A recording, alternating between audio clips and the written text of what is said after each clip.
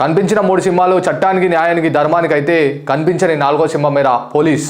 ఈ డైలాగ్లు మనం సాయి కుమార్ సినిమాలోనే వింటాము. కానీ కర్ణాటక కాంగ్రెస్లో విచిత్రంగా మారుతుంది వాళ్ళ పోలీస్ డిపార్ట్మెంట్. నేను ఈ మాట ఎందుకంటున్నా అంటే డీసీపీ ఆఫీస్ సైతం బెడ్రూమ్గా మార్చిన డీసీపీ ఆఫీసర్ ఇప్పుడు అమ్మాయిలతో సరసాలు చేస్తున్నాడు.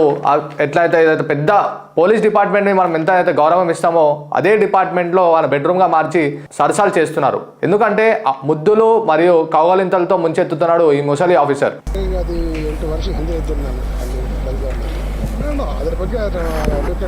ఆయన ఏం చెప్తున్నా అంటే ఏదైతే వీడియోలు వచ్చాయో అది ఆర్టిఫిషియల్ ఇంటెలిజెన్స్ చేశారు.